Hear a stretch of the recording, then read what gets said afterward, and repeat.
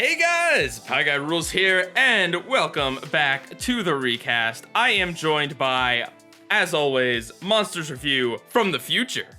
Ooh, hey, what's up, guys? I know more than you do. And we're also joined by a person who I'm not convinced isn't an alternate version of Ben 10, Kuro the Artist. Hey guys, I'm being attacked by a kitten. And nothing an Omnitrix can't fix. Wrath? No. If she was a boy, Wrath would have been a great name. What did you name your kitten? Mochi. Oh, right, it's like a Japanese ice cream. It's kind of like gelato. Yeah, I started buying them a lot. Like, me and my wife started becoming addicted to them. Then when we got the kitten, we're like, just name it Mochi. Aw, are you just like collecting adorable pets over there? I think so. And it's funny because she actually gets along with Shivers. For those that don't know, I have a hedgehog named Shivers, and I thought it would be a horrible idea to get them together, but they actually kind of just ignore each other, which I guess is better than nothing. But I don't know how often hedgehogs and cats interact in nature. Not too often. Probably never. Except for in Sonic Adventure. Yeah, there we go. Okay, anyway, we have a show this week, as we do basically every week. This week, on the rotating segment, we're going to be answering questions asked by you guys over on the Discord server. We have a recast Discord server. Please hop on by if you have a Discord and ask us some questions. Yeah. We also are talking about 4 episodes of Ben 10, which all involve Ben 10,000, and at least 2 or 3 of them are heavily confusing. Yep. But we'll untangle that web when we get there. We heard how you were doing, I guess, Kuro. You got a cat since... I got a kitten. She's pretty fantastic. I just put out the latest chapter of my webcomic, and it seems to be getting some pretty good reviews. Monsters, you checked it out, right? Yeah. Everybody here that's watching, check out 5 Years Later, Chapter 8. Only Chapter 8, though. Don't read the other ones. Yeah, only check. Yeah. I mean, honestly, if you did read Chapter 8 and none of the other ones, I think you could still enjoy it. And a lot of work went into it with me, Ryan, and Hershey. So we're very proud of it. Go check it out. Yeah, I commented, I really like the fact, I mean, like, it's a comic, obviously, so there's no form of animation, really, but the frames pop out so much that it almost kind of, like, in my head makes me visualize it as animation. Thank you. That's a really good compliment. Yeah, we put a lot of work into the storyboarding especially, so I'm glad that, like, it's worth it all. So nice. Yeah, but other than that, the cat and 5 Years Later, right now I'm kind of just in between projects, and I don't know, how are you doing today? I'm tired. I decided to just take a lazy day on Labor Day and also on Tuesday, and that turned out to be a big mistake because had to stay up all night working on stuff last night. Oof. I don't know what it is. Kuro, you're just like a workaholic all the time, but I have this like switch where either I'm incredibly lazy and can't motivate myself to do anything, or I just work on projects nonstop, and there's no in between. It's unfortunate, to be honest. Well, that just means you'll loop back around and be in better shape than ever soon. Work hard, play hard. I don't know, but Absolutely. But I got it all done. I'm feeling good. Excited for this episode of the recast. Monsters, how are you? Busy and tired. I feel like I say that every week, but I'm in good spirits. That's all that matters, really. I'm excited to talk to you guys, and that's about it. So we have some corrections from last week. Yes, we were kind of wondering why D23 is called D23. Thanks to commenter Lauren210. She said that the D obviously stands for Disney. I think that was a given. But the 23 represents the year that Walt founded the Walt Disney Company, which was 1923. Oh, that's awesome. A few other people pointed that out, so thanks to everyone who does that. Also, D23 only happens every other year, which is weird to me. Yeah. But, I mean, Disney just, like, there's so much... At least they always have a lot of stuff to talk about. Maybe if they did it every year, it'd be a little bit less hype-heavy. Well, that's the thing. Yeah, there's so much information because Disney owns so many different things that it just kind of feels like they do this every year. Like, we had that big dump of D+ information, like, 8 months ago or 6 months ago or however, a few months ago. Like, there's just dumps of information from Disney anyway, so seems like maybe they should just do it every year at this point. Right. You could probably broadcast it on D+, and they probably will. So, in the trivia, okay, of last week's episode. It was train-based trivia. Kuro, Yes. you need to answer a very important question because Leia and Monsters got 4 to 5 prompts correctly. The game was I named a show, and they had to tell me whether there was a train-themed episode. Not an episode with a train, just like the whole focus of the episode is train. Okay. They got every prompt correct except for the original Ben 10, which I believe never had any episodes that were like focused on a train. I seem to recall there being like a train battle at some point, and so did Monsters, but nothing that's like whole episode worth. No, there's been like 5 or 6 train battles, but a whole episode around a train. No, the closest thing I think that could come to that is there was a. it's the episode where the crooks steal the rust bucket. Ben for Good Buddy. Yeah, I think upgrades a train. I'm pretty sure. I don't really watch that one too much because it's just not interesting to me. But yeah, it's that one. Yeah, Isn't that the one where the rust bucket's just a tank? Yeah. Yeah, they upgraded a lot. That's actually the first time they tried doing like a lot of heavy CGI on the rust bucket, and it didn't look too good. Yeah. But yeah, other than that, like Kevin fought Heat Blast on a train once, and then yeah, there were train heists, but no train episode. I took a comment from Levi Church. They said, yes, trains have been in Ben 10 episodes. In the episode Kevin 11, Heat Blast fights Kevin in a subway station. Then later in the episode where 3 crooks steal the rust bucket, Upgrade takes control of the train. Boom. There you go. Thank you, Levi. They said, but no, there isn't a train-themed episode in the first 4 shows at least. There might be one in the reboot, though. Which makes sense. I mean, with the rust bucket, they're not just going to like put that thing on a train. Like, can't do that. But they'll turn it into like a hovercraft. Yeah, the rust bucket could theoretically turn into a train. I would believe that. Okay. All right. Good. And then also, thanks to Nick and More on Twitter, who alerted us that unfortunately Top Elf is not going to be filmed at the North Pole or Antarctica. Oh, man. It's going to be filmed in California. What? Nickelodeon's going to film a show in Los Angeles? Dude, the cheapest thing possible? Oh, absolutely. That's like the most non-North Pole place you can go. Just like The Substitute, how they're making it this big deal, making little kids hope that their school gets picked, even though they're only choosing schools in Los Angeles County. Yeah. Schools in very rich areas that totally need $25,000. Wait a minute, Monsters. I just thought about that. Do you think that they only go to and donate money to schools that, like, the executives have kids at? I mean, I don't know if they go to public schools because they're executives, but That's true, but is The Substitute... They could be at private schools, too. So... that is true. Interesting. In fact, I feel like those are the sorts of shenanigans that probably happen more at private schools. If Dan Schneider shows are anything to teach me. And they aren't. Okay, so... we can move right into questions. Yeah, that's our segment for the week. Yep, and since this is our first time doing just a whole segment on questions, we can take as long or as short as we feel like on answering each of these questions.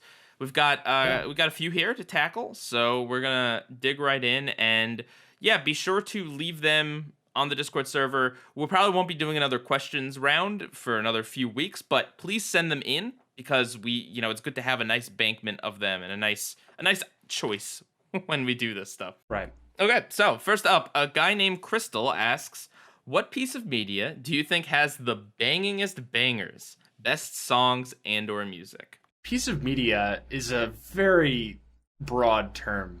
I would say show, because I could list to you like 10 video game So examples. like a movie or TV show? Yeah, movie or TV show, yeah. The first one that comes to mind is Lego Movie 2, but I don't know if it would be number 1, but that's what I thought of first. That movie has great Yeah. songs. Oh my goodness. Okay, yeah, that's a good one. And the first Lego movie's no slouch either. I mean, considering it just happened, I'm very tempted to say the Steven Universe movie.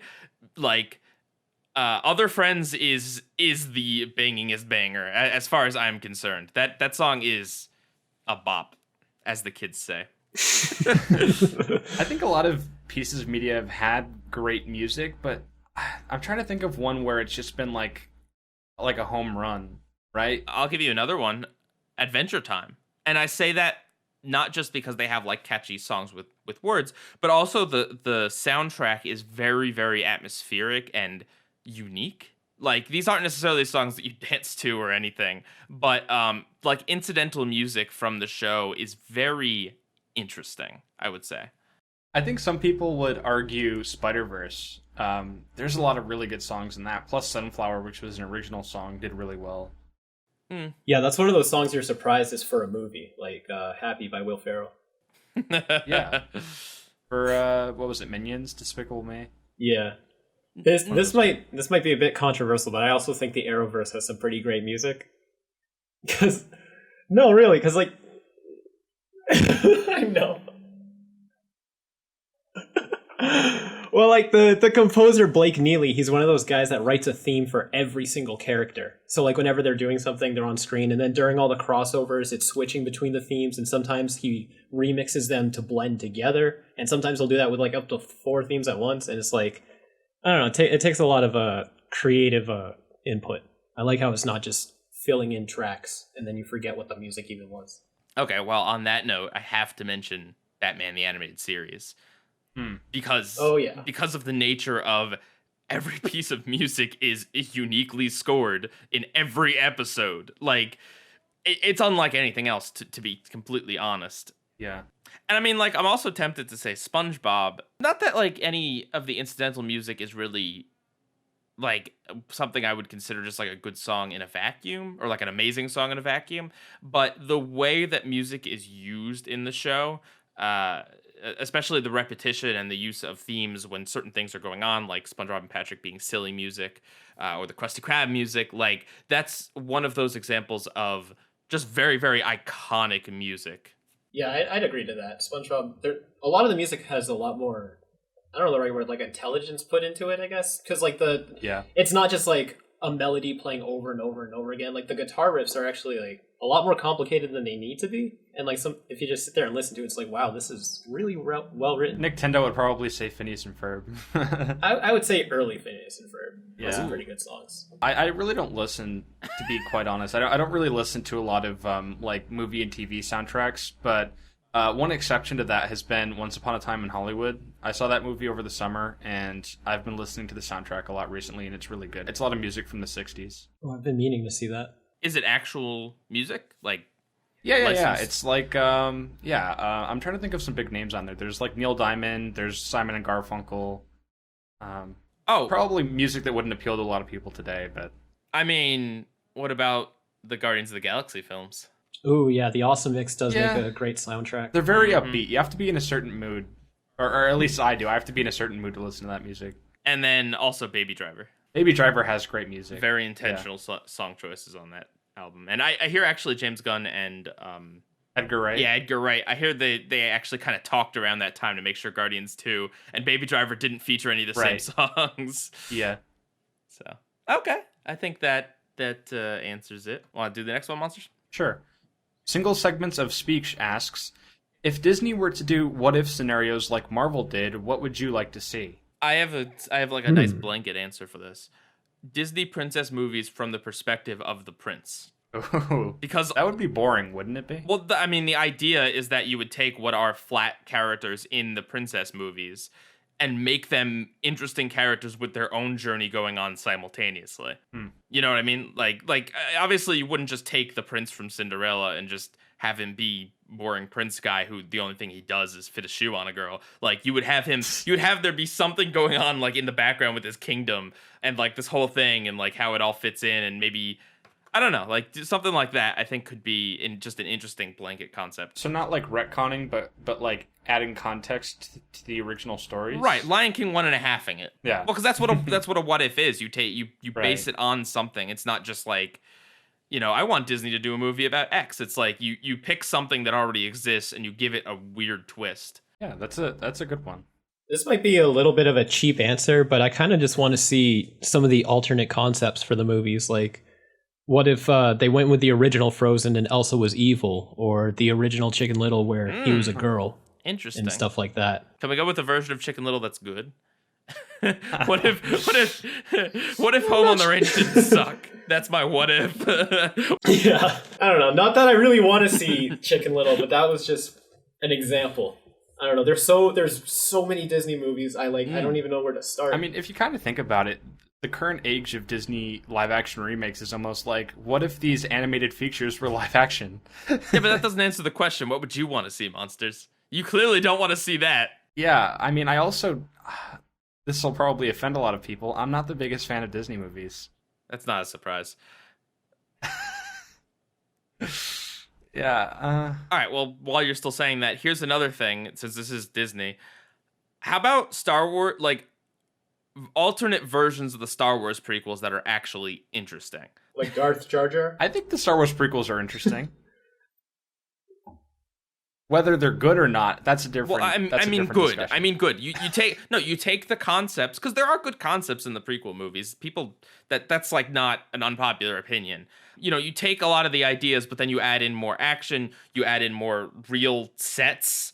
You up the effects a little bit. Like you basically, since they're saying that they're still canon technically, just kind of slightly retcon a few things. Or you don't even have to retcon anything in the story. Just present movies that are a lot better.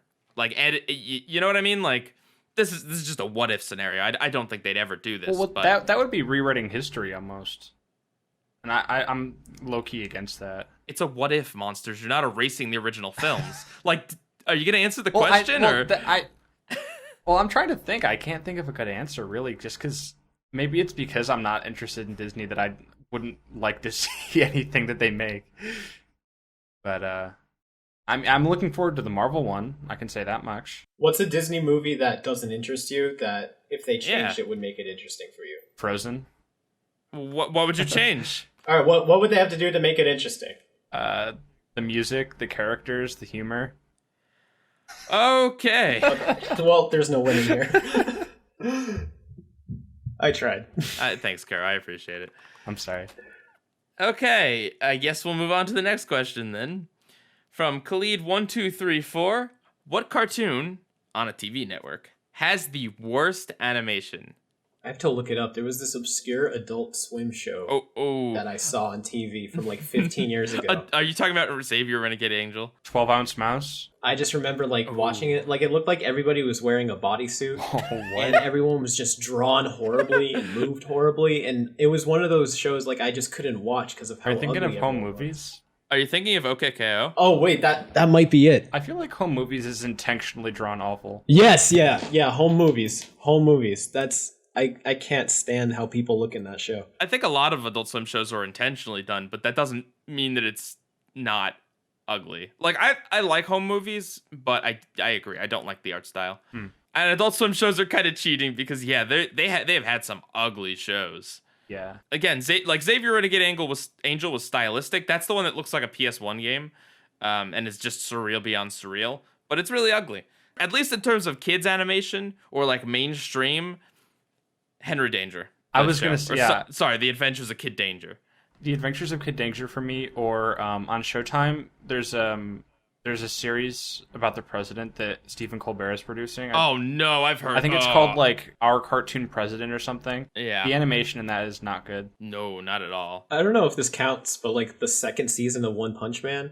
I don't know if either of you guys have seen it, but it's like the first season is one of those like anime shows where there's crazy camera angles and fight sequences and everything, and in the second season everything is just complete still images, and it's so lifeless. Sounds like the original Pokemon anime. Yeah, pretty much. It's like that, but it's supposed to be an action show about a guy with like superpowers and whatnot, and it's like you can't just have them stand around and do nothing for 22 minutes. Okay, yeah, those are some pretty good examples of bad animation. Next up, on to Average Man. Average Man 7 asks, do you feel that there are starting to be too many cartoons that have lore? And I know Monster's answer to this question. And what is that? Yes, you want like loreless shows. I disagree with that. No, I think my favorite shows of all time are actually, excluding the one obvious one, most of them have lore. And I guess like overall my favorite type of cartoon, and I've said this countless times, is like kind of the mid-2000s style thin outlined action show that has lore and is like half-hour continuity action heavy serious tone but also funny. Kind of that whole thing. Why you gotta be prejudiced against the thick outline, huh? You're dissing my boy Ben over here. But yeah, no, like, no, lore isn't a bad thing. And I, for one, I'm a proponent of complex media. And if creators are putting more time into developing backstories and giving us more information, I don't see why that's a bad thing. Yeah, same. I honestly think that the reason why people think this is just because of the bias of like who you watch on YouTube, right? What are your favorite YouTube cartoon people going to be talking about? Are they going to be talking about like these really goofy episodes of We Bare Bears or something, or are they going to be discussing the lore of Steven Universe or Gravity Falls or Starverses or whatever? It's like there are still plenty of cartoons out there that don't have immense backstories and continuity heavy episodes and all this sort of stuff, like Gumball or We Bare Bears or the Loud House. Like these are shows that are more comedically based. Of course, SpongeBob's still going on. They're out there. It's just they're not quite talked about as much because there isn't quite as much to talk about. Yeah. No, I don't think that there's anything wrong with lore-heavy shows. And also, no, I don't think there's too many of those shows. I think it's a relatively even balance when you actually look at what's out there. It's just also that, like, I have a personal preference towards it, so I also ignore shows that are, like, not that. Yeah, and I guess from a business sense, too, those shows tend to have more dedicated fan bases because there's just more to latch onto and more to explore.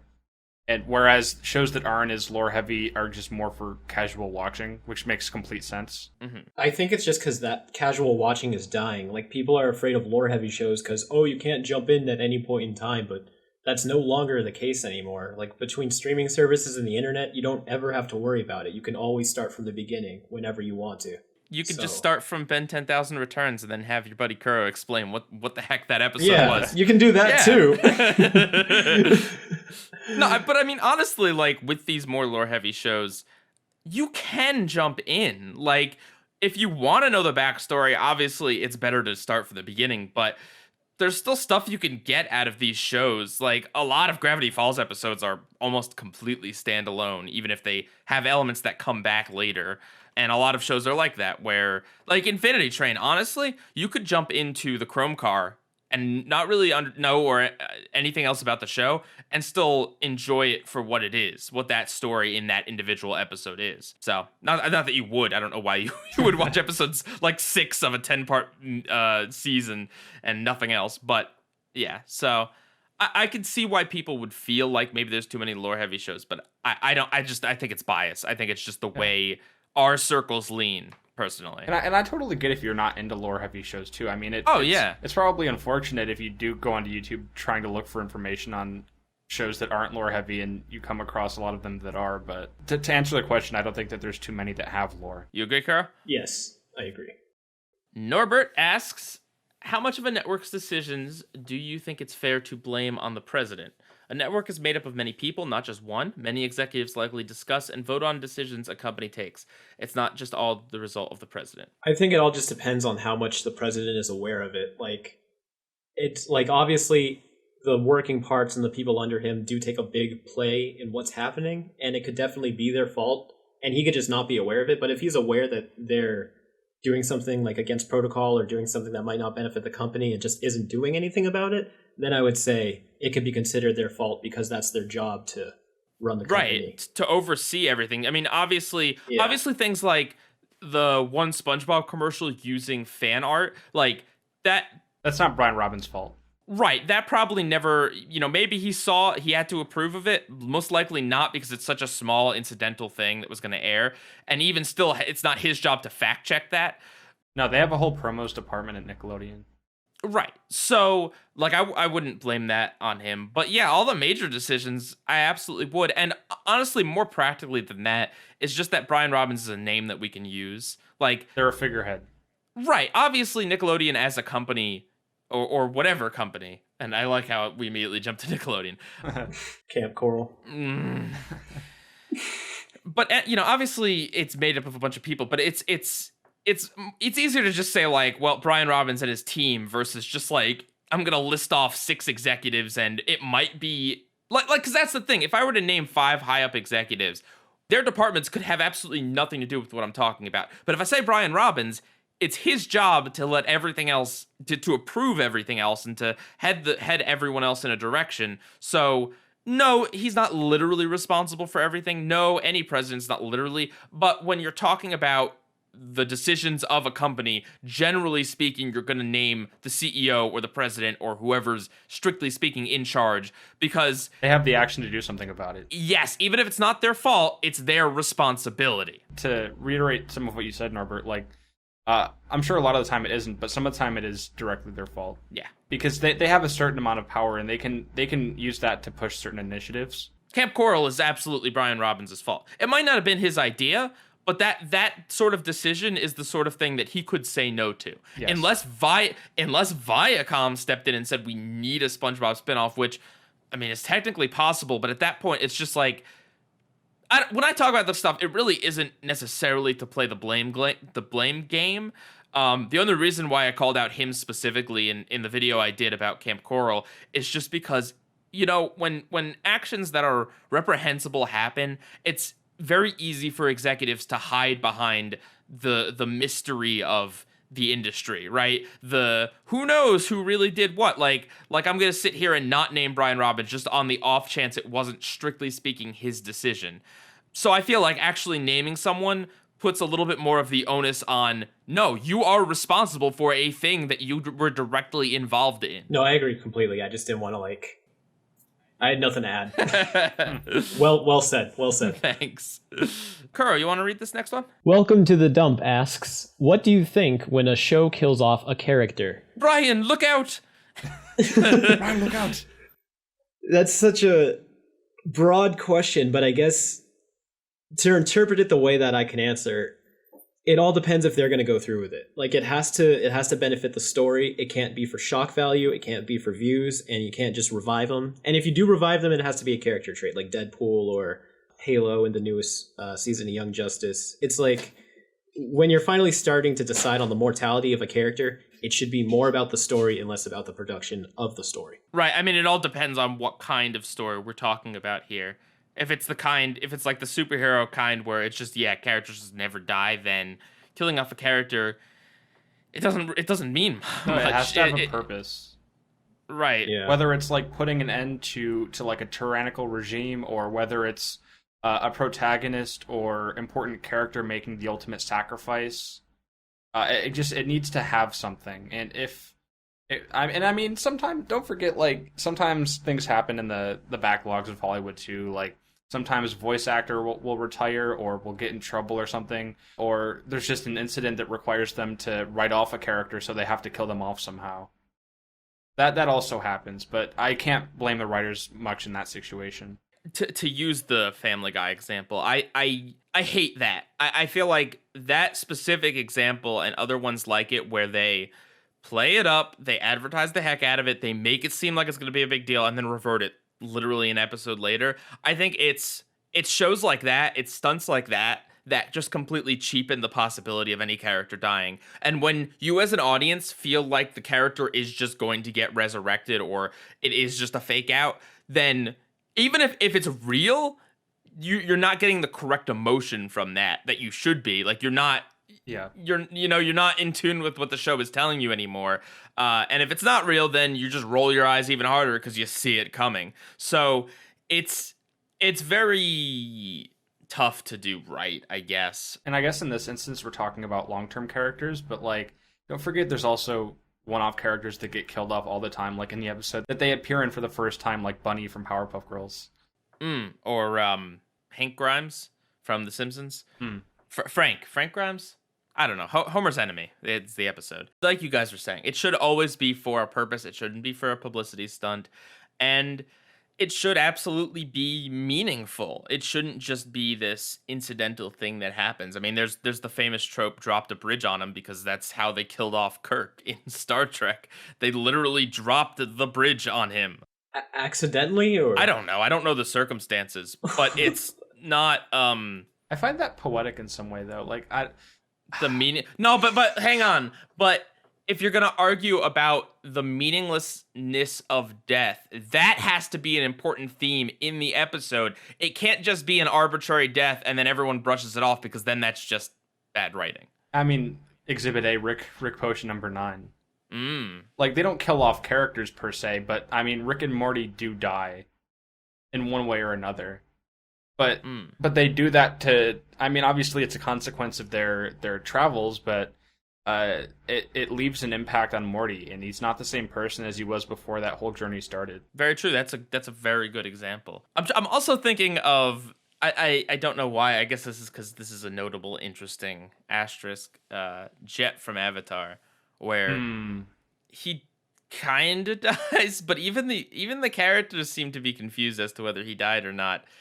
Well, I mean, I think that was because... I think that's just because they couldn't... Yeah, it's tricky to kill off child characters in TV, especially on Nickelodeon. Right. Obviously, that's... If it was Korra, he would have definitely died, because Korra was more open about that stuff. Okay. They had a murder-suicide in the season 1 finale.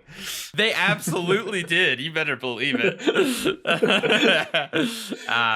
Intense. If it's used in such a way like the Family Guy thing, that's very clearly a publicity stunt. But if they don't kind of exploit it, I do think it can be cool sometimes to explore the way that the main characters can react to someone dying, if that makes sense. Yeah. So maybe it does make sense sometimes to kill off like a not so important character, so that maybe they're just like useless. They don't have anything to really explore with that character anymore. They can kill them off and then see how the main characters react to death and explore that as an episode topic. I think I mentioned it before, but there's a really good episode in the Pokemon Sun and Moon anime about a Stoutland dying and a Litten learning how to deal with that. And at the end of the episode, the Pokemon does die. So, and that episode, I mean, that's not like a recurring character, but the episode's theme is all about death and learning to accept it. Yeah, grieving is important. Yeah. Next question from Lyoko Warrior 12, who asks, have you ever walked out of a movie? Twice. Really? One, I don't even remember what it was, because I was young and I was super tired. And the second one was Chappie. Really? I don't even remember if I didn't like the movie. I was just not super interested in it, and my dad wasn't either. I went to go see it with him, and neither one of us were feeling it, and we were trying to, like, have a good time, so we left. Mm-hmm. It's just one of those movies about a robot learning to be human. Oh, Neil Blomkamp? I think that's the name of the director. He also did, I feel like if I watched it again, I'd probably like it. I just wasn't in the right mood for something like that. The Johnny 5 reboot. It's the same guy that did District 9 and other one, like Elysium. He did one of those movies. Okay. How about you, Monsters? I think maybe once, but I don't remember when it is. Like, I feel like it's something that I've done before, but I can't recall any examples. Well, generally, yeah, if you're walking out of a movie, it's probably because you're disinterested. Yeah, nothing in recent memory. I remember notably I didn't walk out of Last Airbender. I distinctly remember thinking about it, but see, my mentality is just like, look, I've already paid the money, A, and B, given the nature of like what we do, talking about media, I don't want to miss out on part of the experience, because then I'll feel like maybe I have to watch it again, or like in case it gets really good or something. Like, as a general rule, I don't, and especially now with how expensive ticket prices are, it's like, well, maybe if I saw something really, really, really bad, I would, but no. I will say, when I was a kid, I did have to walk out of the Yu-Gi-Oh movie, not because I didn't want to see it. I was just very sick. I was ill. So the old Yu-Gi-Oh movie, not the one that came out a few years ago. I never knew a Yu-Gi-Oh movie hit the theaters. I never knew that. It did, and it was like new material too, even though the dub had been over for a while. The popularity of Yu-Gi-Oh, or not the dub had been over, the original series in Japan had been over. I believe like the popularity kind of brought it back, but it was actually in theaters, which is crazy. Even Pokemon movies don't come out in theaters now, like except for maybe limited releases. But the good thing about that is at least I got whatever Yu-Gi-Oh card came with the ticket. Nice. Yeah. Okay, so that is gonna do it for questions this week. Please send us more questions, and feel free to get detailed with them.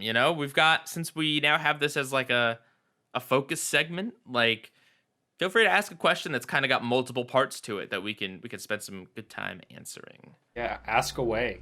So we are going to go on break, and when we come back, we're going to be Ben 10,000 in it up. Yeah.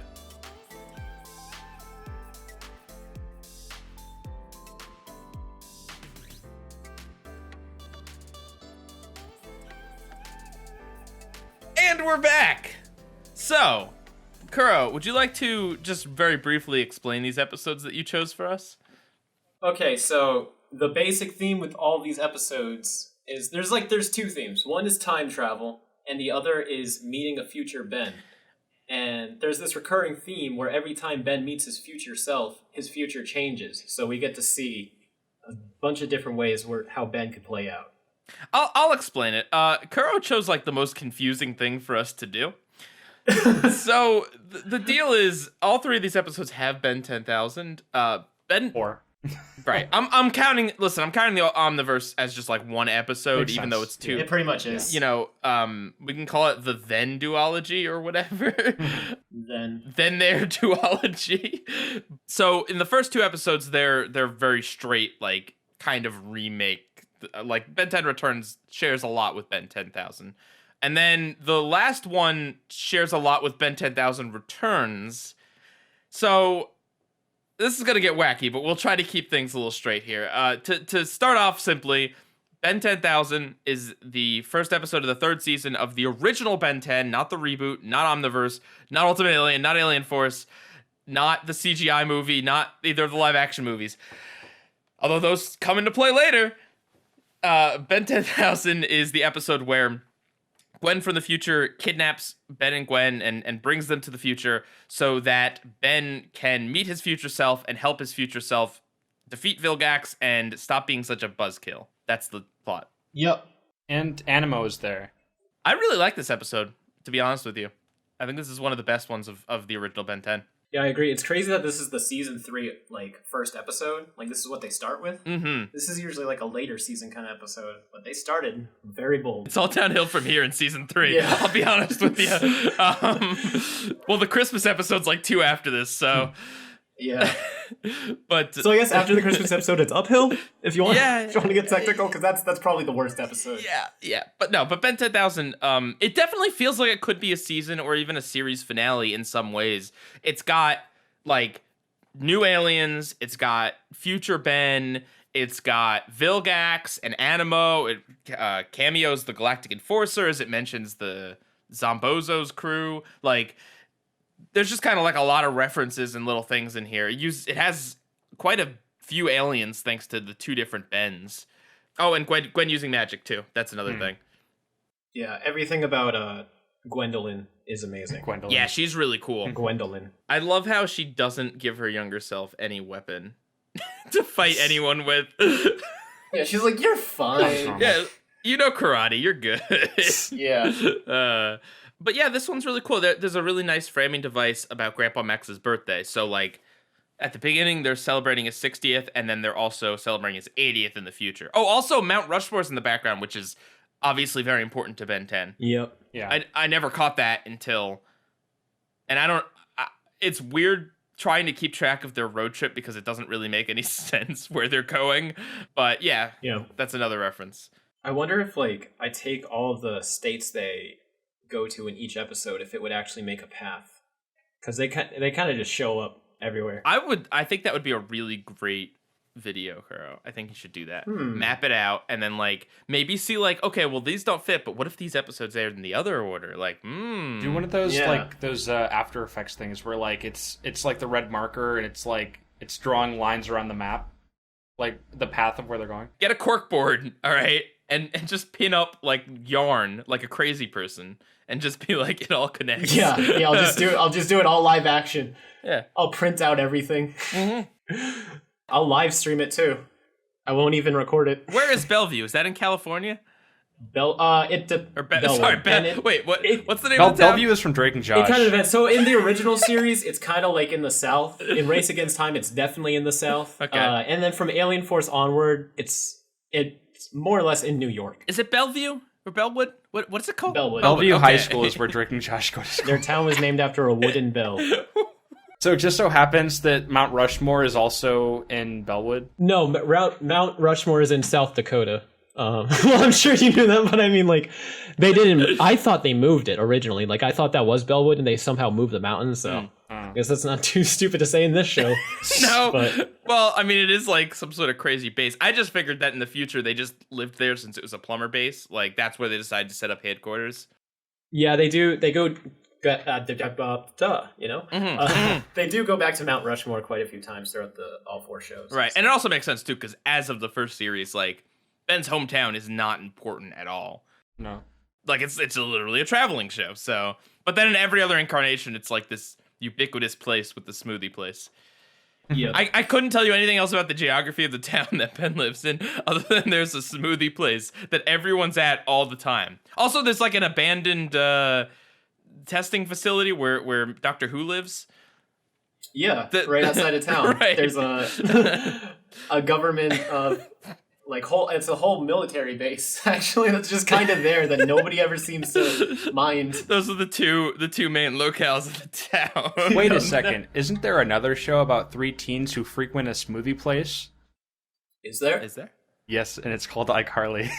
Oh my god. Oh, right. I was thinking a cartoon. The groovy smoothie wasn't introduced until later seasons. Well, they talked about it. They just didn't have a set for it until like the last season. Groovy smoothie. They didn't have enough money for that set. Okay, all right. Anyway, Ben 10. Yes. I really like what they did with Ben's characterization in the sense that, like, as I've argued, a core part of his character is that he's this goofy kid who's kind of immature. And so to have his future self be so no nonsense to the point where he's not even Ben anymore, I think that's like a really cool arc for him to go on. They didn't have to do that. It could have just been like, Vilgax is back in the future and we need another Ben to help. Like, it could have been just something very surface level, but I like that they layer in a lot of different things like that. There's Ben's journey. There's also like how Ben has kind of fallen out with his grandpa, which is not anywhere near like the focus, but it's still a level in there and it's still important. And I like that. It's a layered episode. One thing I like that I didn't notice my first couple of time watching is you don't see his human self until like towards the end of the episode. Yes. So it's sort of like a mystery of what he's really like in the future. Mm-hmm. Well, but the future alien designs are fantastic. Oh yeah.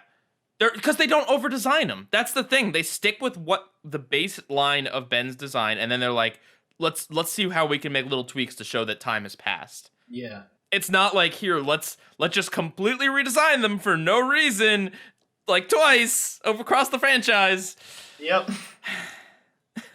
Because that's the thing. Even as the show, like, yes, Omni-Verse and Ultimate Alien, like, they have different art styles, but that doesn't mean they need to like completely change the way characters looked.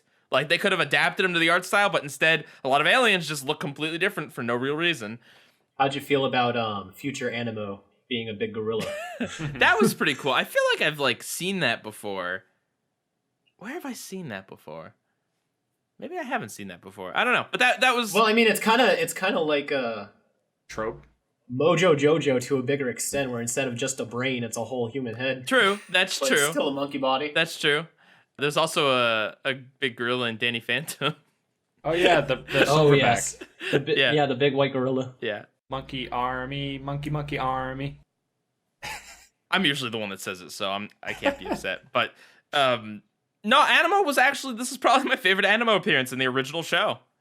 I've talked to you, Kuro, about how I like what they did with Animo in Alien Force. How they made him not just a dumb, goofy, like, comic relief base villain. And in this episode, he is actually more of a threat, and it is cool. Like, him fusing himself with a big gorilla is, like, I don't know, feels perfect for the character. Yeah. I guess this is kind of a weird question, but Kuro, is some of the art for 5 years later inspired by some of what we see in this episode? Yes. I try to take influence from all aspects of the show, and especially the episodes we're going to talk about soon that involve Eon.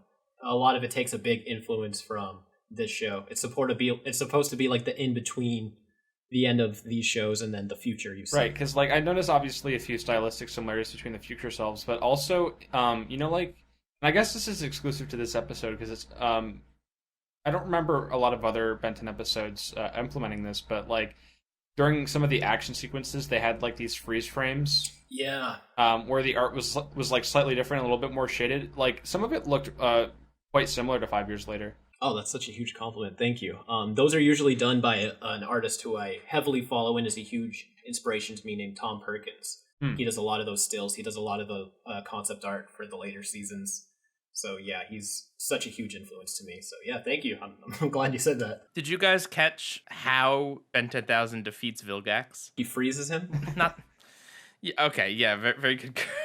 No, what I'm getting at, something I never noticed or didn't really think about is that, like, okay, yes, obviously he defeats him as a human, and that's kind of like what the episode's been leading up to. But he defeats him by being annoying, just like regular Ben. Oh, true. He's obnoxious and just completely throws Vilgax off his game with the hoverboard. Also something featured in the show. That'd be such a strong point for your argument for our debate video back in the day. It's like he beat Vilgax by being obnoxious.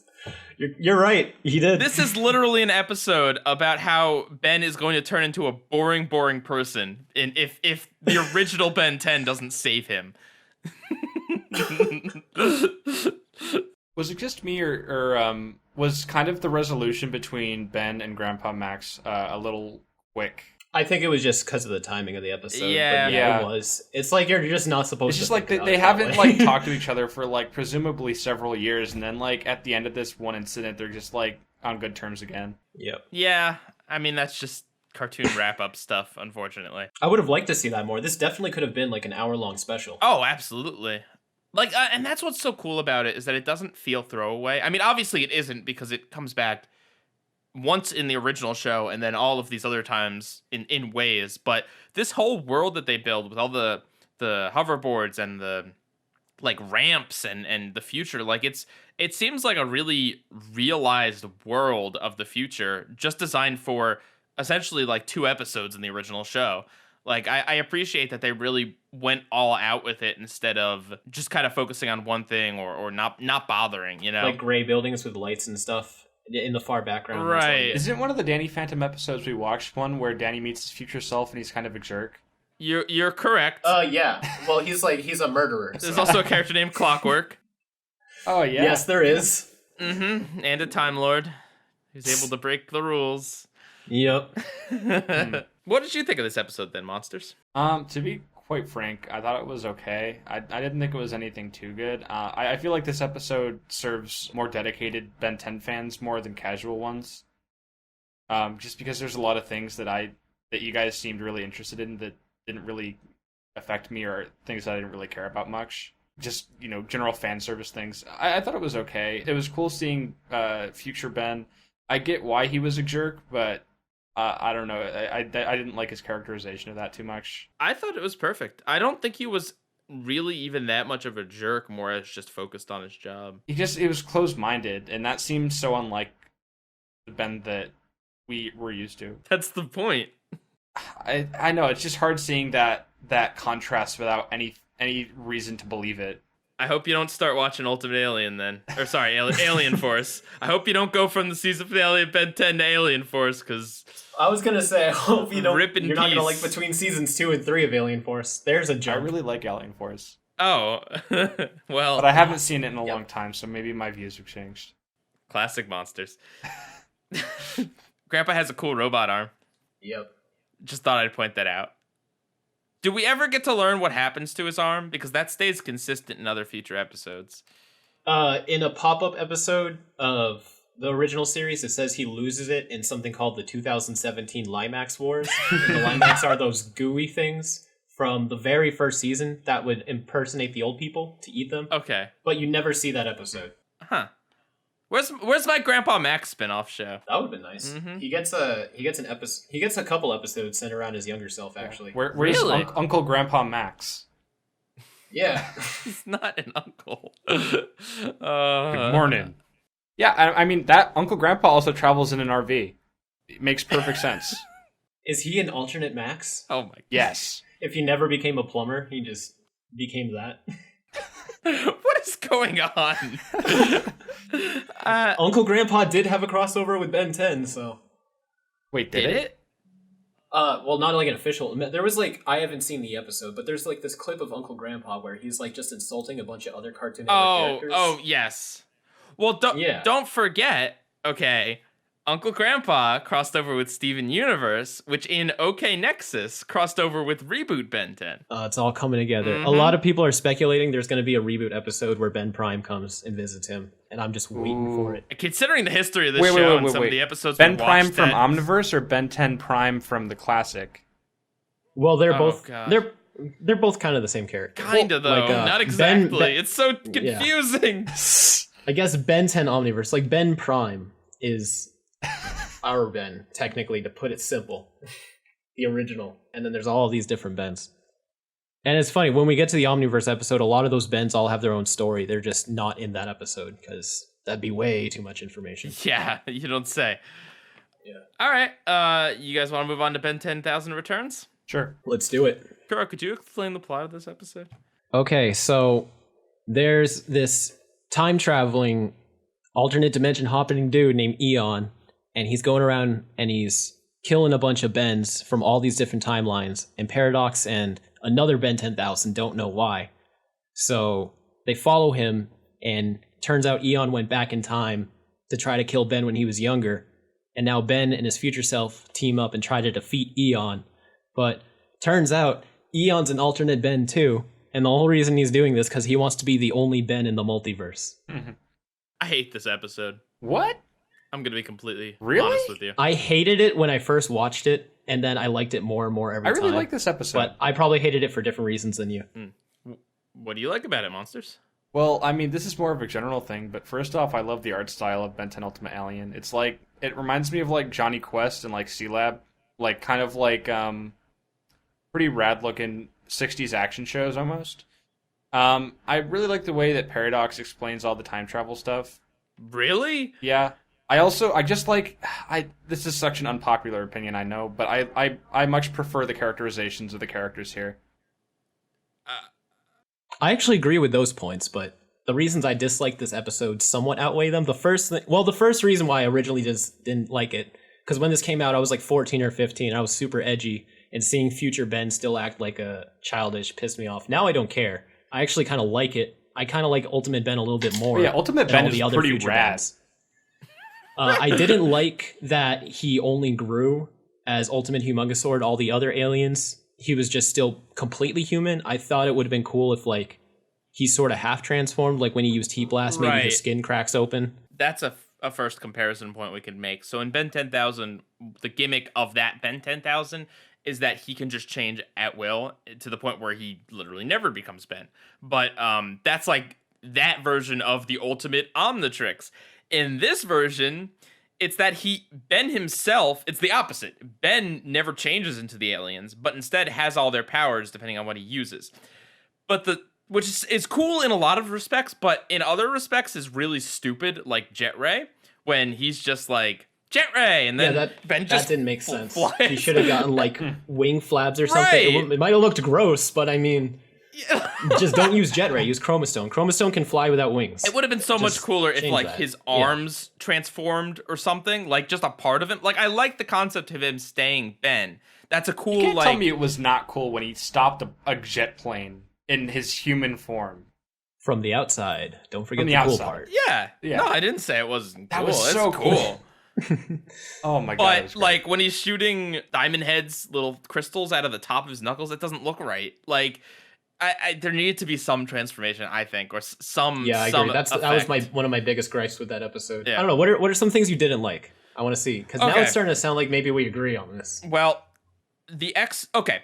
Look, the explanation does make sense after thinking about it. I'm not a dummy. I understand what they're saying, that this Ben 10,000 is a different Ben 10,000 because there's parallel universes going on at the same time. So Ben met the other Ben from the future and a parallel universe or something like that. My issue is the way Paradox explains it in this episode. There's no visual aids at all. There's nothing to like really showcase it. In the next episodes we're going to talk about, there's a tree metaphor, and that helps kind of explain this really like hard to understand thing with a simple metaphor. In this case, it really just throws a lot at you, and that's further confused by the fact that Eon is a villain from the live action movie. So when they're talking about alternate Bens, I'm like, are you talking about the Ben from the live action movie? Is that the same Ben? Is that a different Ben?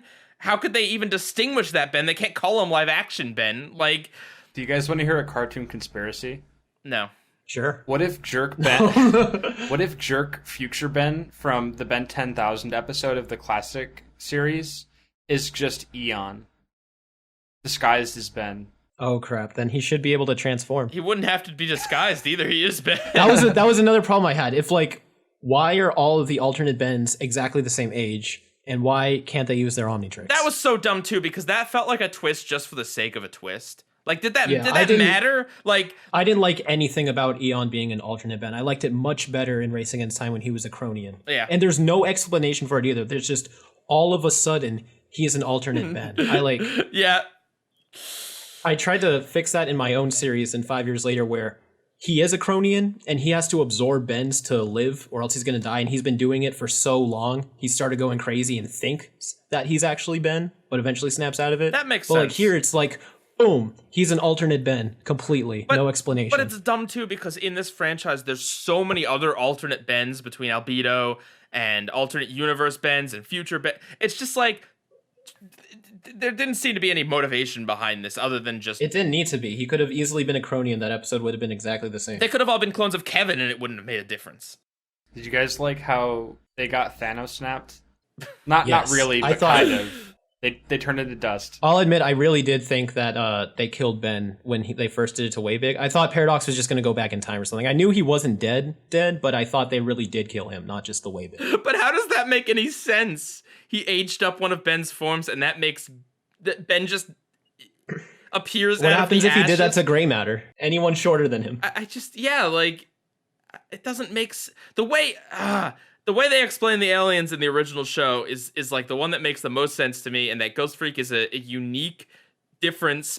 Like, it's his own being because his being is like in each strand of DNA, whatever. But then in Ultimate Alien Force, they decide to just make it so that like the aliens are just like their own beings, kind of, and Ben just like hijack their bodies or something. It's weird. It's explained differently in different episodes, and I don't like that. But it was dumb just as like a dumb shock thing, like, oh, Ben's dead. Oh no, wait, come back from commercial, and he just sits up out of the ashes. Yep. And then it doesn't even matter. That's another complaint I have. The ending of this episode where he's like, oh yeah, I fixed your Omnitrix. Here's those aliens back. Like, their deaths, there's just a complete stupid fake out. Oh, and also, here's some other random aliens as plot devices later if the writers feel like adding other aliens. There's no fanfare to it. There's nothing special about Ben getting aliens anymore. It's just, I put in the password for this alien. I thought it was a cool thing. I think what would have been cool if like he had to go to Swampfire's home planet to get the DNA back again since he lost him. Yeah. And then have a whole episode around that. Right. It's just a reset button at the end. I mean, It does. I feel like the episode's a very fun ride, but once you're done and you start actually thinking about the logistics, it becomes a bad episode. yeah. I mean, like, I don't think it's the worst episode, but I just didn't like I felt like it was a lot of wasted potential. I feel like they should have done a better job explaining things. They shouldn't have used Eon from the movie. Like, they should have just made a new villain, to be honest with you. Because it's just kind of weird bringing in... I know this is not the first or last time that they do weird things with the live-action movies to try to canonize them. But it's just weird. Like... I thought all the action was pretty good. And I mean, the episode itself takes a pretty mature tone. Despite at the end, the last line that Ben says in the last line of the whole episode is he just goes, "It is so hero time." To who? The sky? Yeah, to the sky. And he raises his fist, and that's the end of the episode. Yeah. Or like, Ben, who you talking to?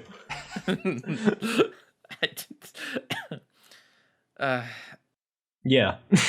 I like Paradox though. I love everything with Paradox. He's all right. I just like the Really? character. Yeah, Paradox do. is great.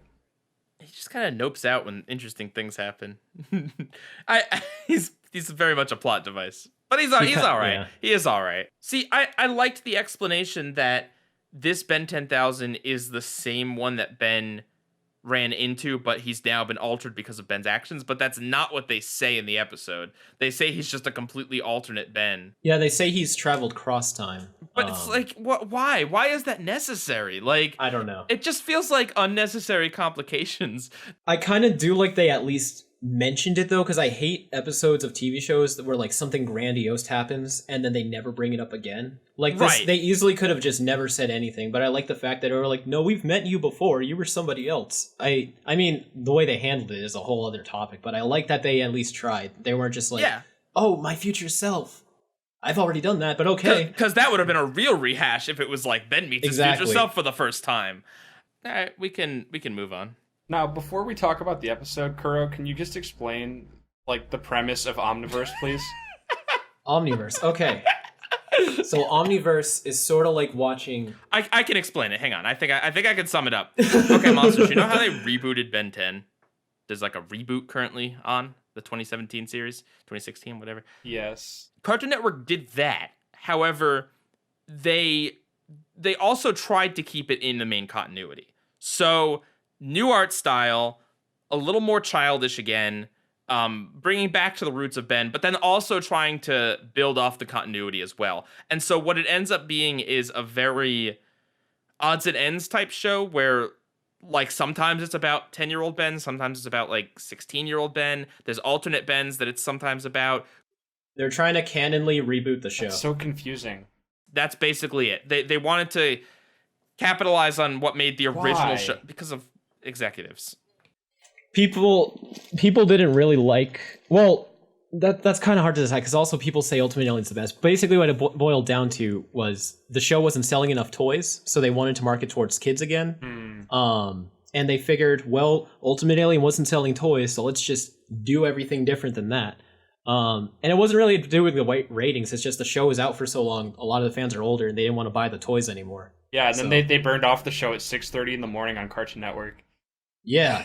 I mean, in concept, it's not bad because it basically is trying to be the original Ben 10 and Alien Force Ultimate Alien. It's trying to be both, right? But Well, wait, how is it trying to be Ultimate Alien if it's like 13-year-old Ben? No. Ben It's 10-year-old Ben and 16-year-old Ben. It's Actually, 11-year-old Ben. Oh, is it really? Yeah, it's him next Wait, summer. It's like what? It's basically the original series, but the year after. He's 11. Why is it that 16-year-old Ben in Omniverse looks like he's like 12? That's a whole thing. I don't know. I'm Omniverse. used to it now, but It's- like, yeah, when like I first saw that image, I did not believe it was real at all. It's like Ben 10 from the reboot looks like he's 5.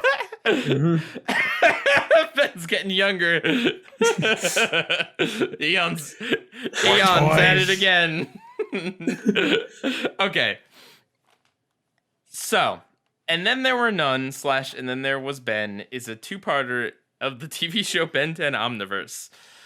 The story is that there is a Ben 10 that never got the watch.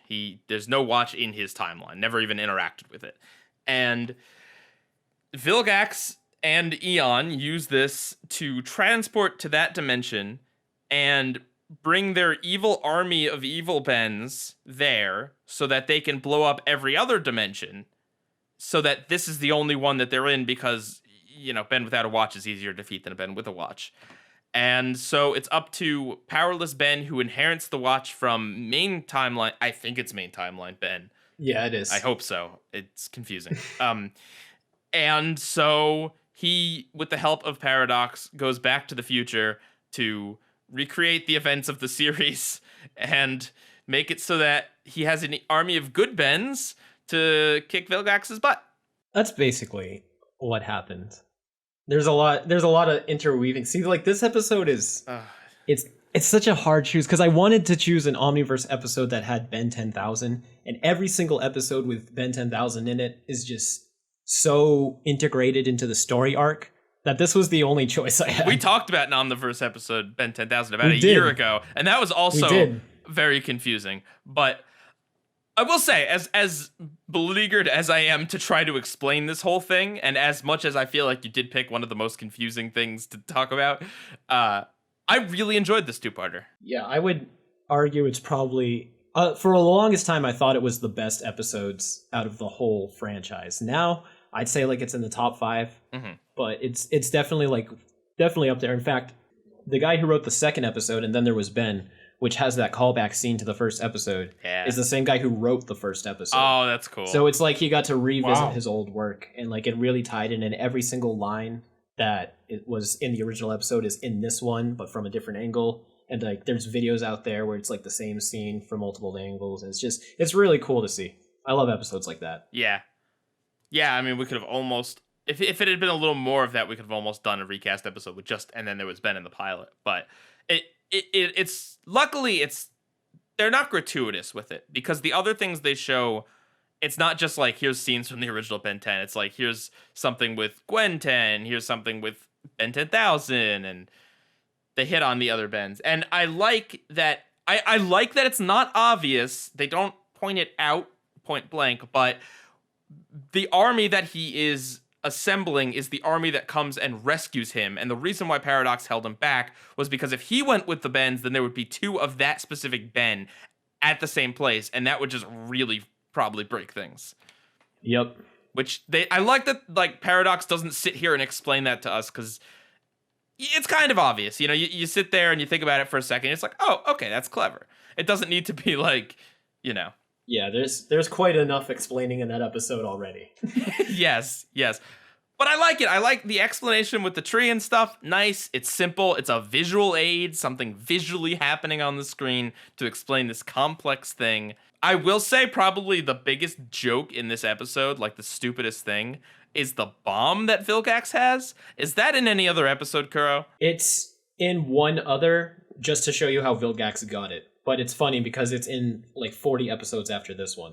Okay. Because like, literally, he just has a bomb that eliminates 99.99999% of everything in the multiverse. Like he just, who would make such a bomb? Like, it's just so, and it's so inexplicable in this episode because he's just like, Eon, do the thing, and then Eon makes a portal and he's like, yoink. Yes. And then Eon's just like, oh, I never thought a Vilgax would turn on a Ben 10. Like, come on, dude. Should have seen that coming. Yeah. Yeah, Eon's sort of a pushover in Omni-Verse. I don't like Omni-Verse Eon at all. Eon's an idiot in this episode. Yeah. I could tell you where he got the bomb if you want to know. All right, yeah, please give us the backstory. I got 20 minutes to kill here. I'll try to make it very simple. There's another big baddie later on named Maltruant, and he's also a time traveler.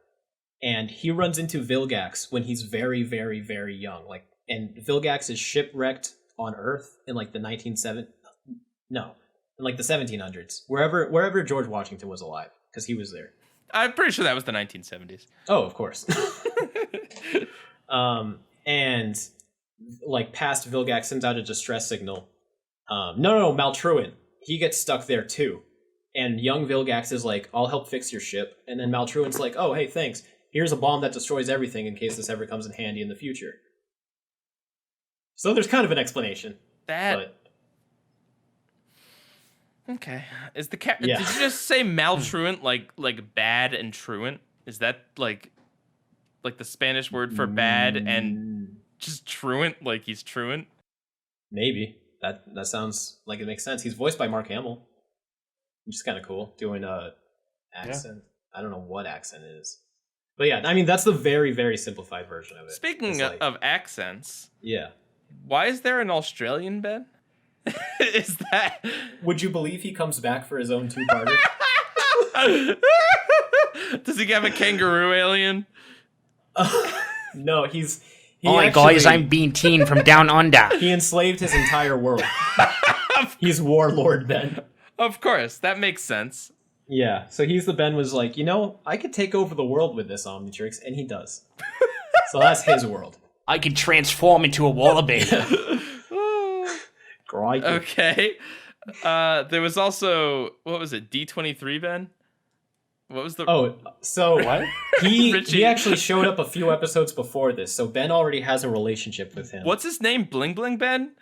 Ben 23. Ben D23, okay. Bieber Fever Ben?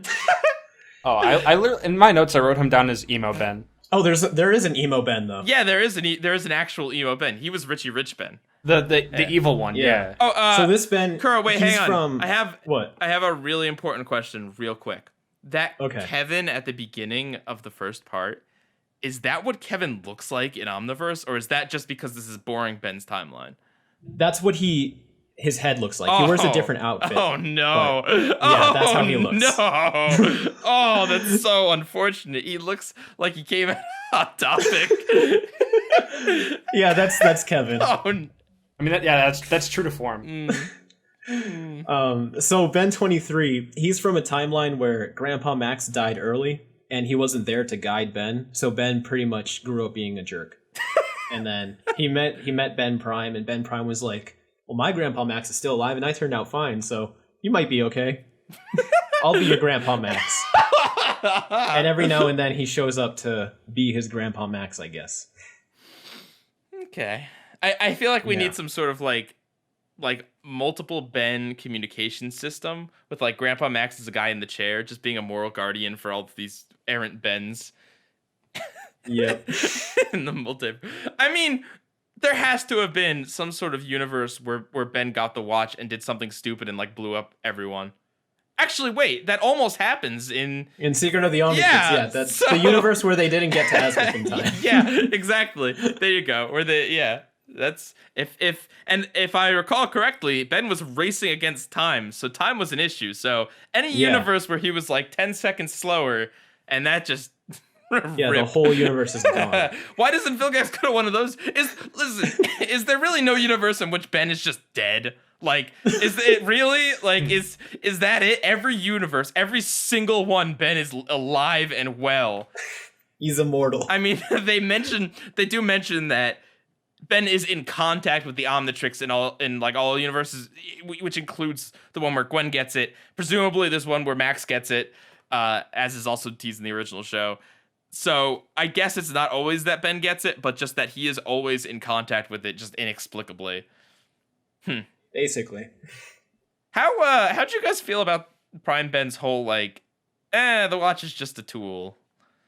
Like it's not that great. Felt like he shouldn't have tried making that lesson as Astrodactyl, because I really liked the line, but every time I want to use it as a clip, it's like, "It's just a watch, Ben."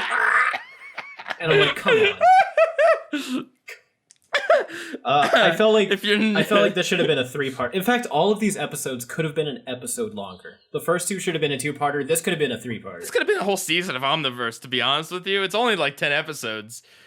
And they do like story arcs. I mean, you flesh it out a little more, and this could have just been the season.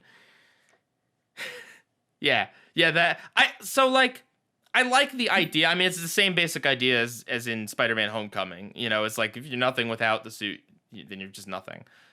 Yeah. But I didn't like how there wasn't really a payoff, though. Like, yeah. The one thing that ruins it for me is he gives the watch back to Ben, and Ben Prime defeats Vilgax. I would have rather no watch Ben. That's what they called him in the script, so that's what the fans call him. Okay. No watch Ben be the one to defeat Vilgax. If he said, like, "I know I am" when Vilgax is your hero, and did the clockwork thing and then beat him up, that would have been the perfect ending, in my opinion. I feel like the moral and the idea behind it is sound, where it's like, yeah, you know, you could be a hero. You don't need the watch to be a hero.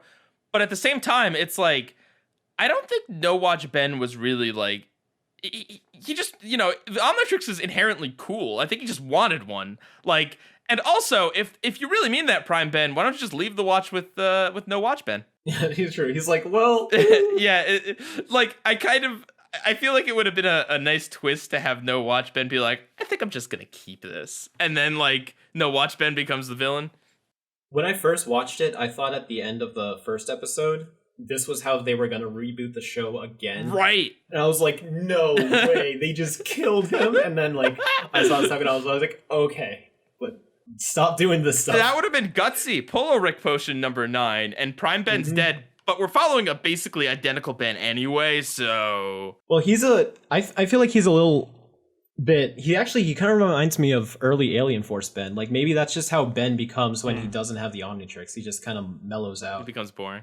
No, no, genuinely, I like No Watch Ben a lot. And I like him at the beginning of And Then There Were None, where he like I like the tone of it. Like it just starts out with this very kind of mundane tone where you can tell something is very off. Obviously, Ben doesn't have the watch on, and then they mention that him and Gwen don't know each other, and then they had a summer trip with Grandpa, and so like slowly you just kind of piece together like, okay, this is just entirely an alternate Ben. Like this isn't in the past or the future or what. Like this is just completely alternate, and I like the awkwardness between him and Gwen. Like there's just this distance between them that is really well articulated in the dialogue. It's not, I wouldn't say it's like hokey. It's just kind of like, yeah, we're acquaintances. Yeah, there's a lot of fan service I kind of want to point out that I'm not sure you guys wouldn't have been able to pick up on, but just for any listeners out there, if you are Ben 10 fans, like the soccer scene at the beginning, that's a callback to the first episode of Ben 10 Alien Force when he's also playing soccer. He wins in that episode. In this one, he doesn't really do anything to win. The grocery store they're in is an alien grocery store named Mr. Bauman's, but in this timeline, it's a regular human grocery store. I've got. Okay, this is a really rare continuity nod. I don't know if even you would get this one, Kuro, but at the beginning of the episode, okay, yeah, No Watch Ben has a regular watch and he hits it like Ben. Okay. Yeah, I noticed that the second time, not the first time. But I like that too. I'm being sarcastic. I hope you noticed. You didn't notice that the first time? Not the first time. Oh no. my god! But I don't think, because I was kind of just, well, actually, that episode was the first new episode of Ben 10 I saw after a very, very long hiatus. Mm-hmm. What an episode to come back on. Yeah, and like I was kind of just burnt out from rewatching the earlier ones because Omni-Verse did not start off too well, in my opinion. Mm-hmm. Like this is probably the turning point when the series was like, whoa, okay, you've completely sold me on it. So I was like I wasn't as invested when I first watched this. But before the stupid alien jelly. Yeah. I joke about it, but it's not subtle, but it's really cool. Like I like that that he slams on the watch, and also that Kevin steals it, which is obviously a reference to what he tries to do in the original series. Yep. It would have been nice if Kevin was somehow involved in the episode, though, because we do get young Gwen. Yeah, I mean, maybe one of the evil Bens could have just been Kevin. I mean, they had Albedo on the team, and he's not a Ben at all. He just looks like Ben. Wait, they did? He yeah, was the young one, right? Because the inverted colors always refers to him. Yeah. Okay. Teen Albedo becomes a young Ben Albedo at some point Of course. as a punishment. Why not? So now he's a kid Ben, but red. I liked that a lot of the alternate Bens had their own unique coloring. Like Gwen had the pink one, Albedo obviously had the red. There was one that had a black, one that had a white. I want to say there was like a light blue in there somewhere.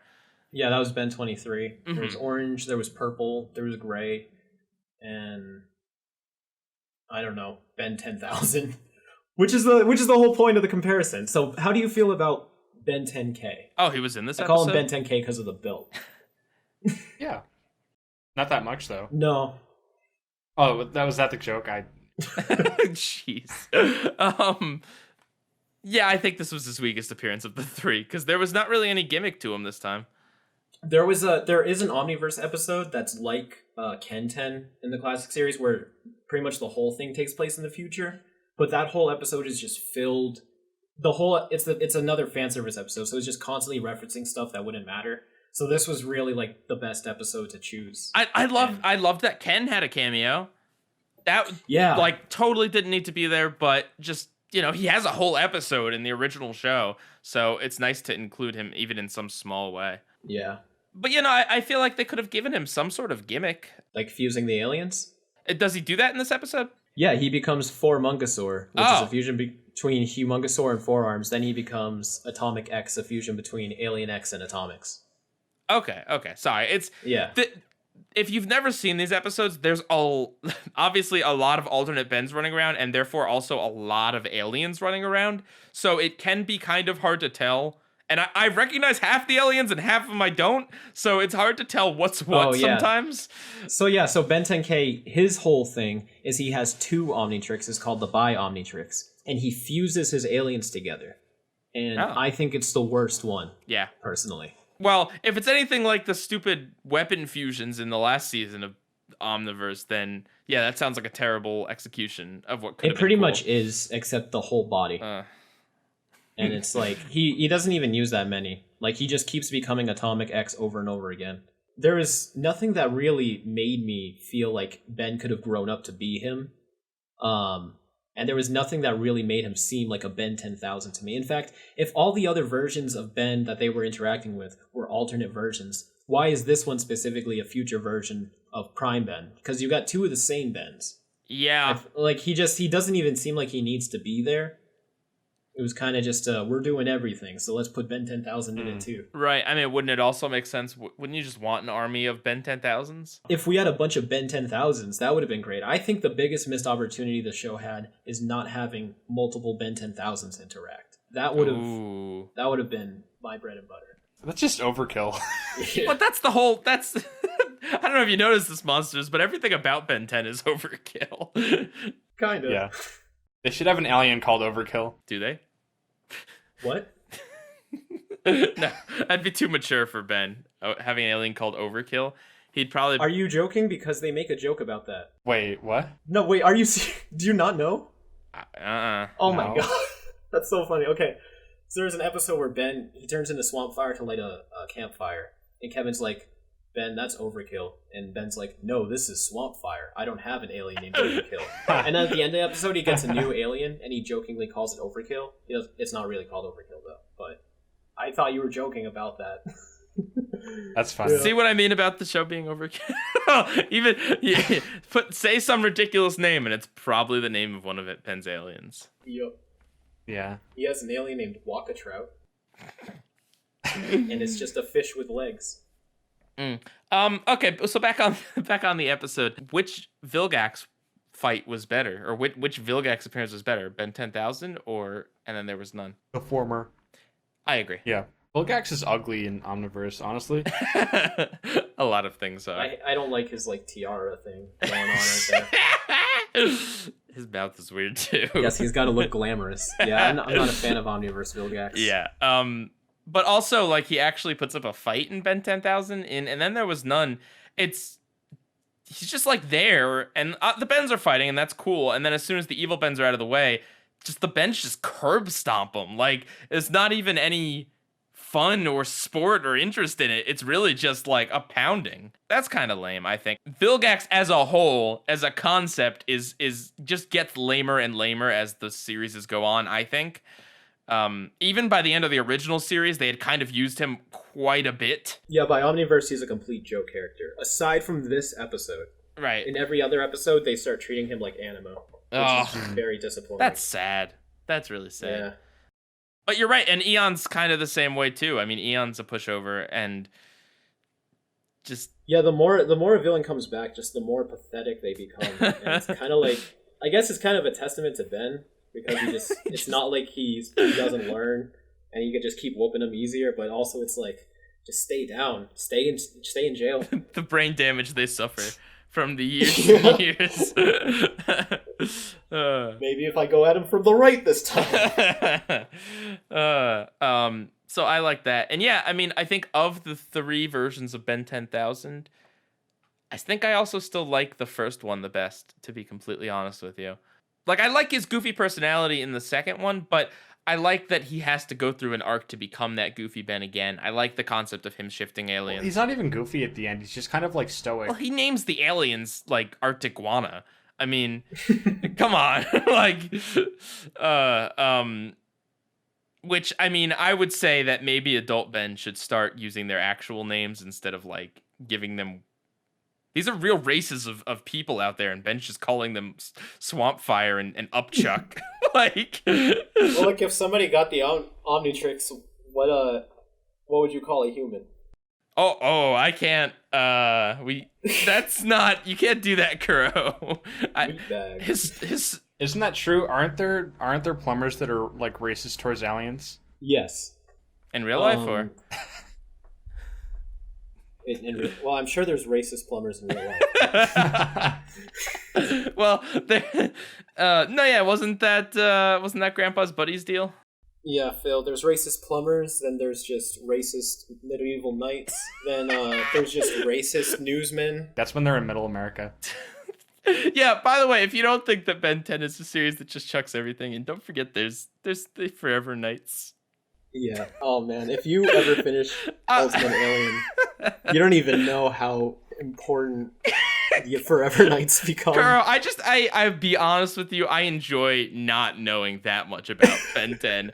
I feel like I get so much more out of this series out of context than I do just watching it. Not to say Just by how wacky it is. right. I mean, I enjoy the original series. I enjoy Alien Force quite a bit, and from what I've seen of Ultimate Alien, it seems fine. But I just love that. You know, you can throw out something like the rust bucket transforming into motorcycles or something, and yeah, no, that happened. Like, well, the rust bucket does transform into a giant robot at one point. And then there's a whole car episode. There's many car episodes actually. Now that I think about it, there's at least like 4. well, there's also the second live action movie, which is just a car commercial. Yeah.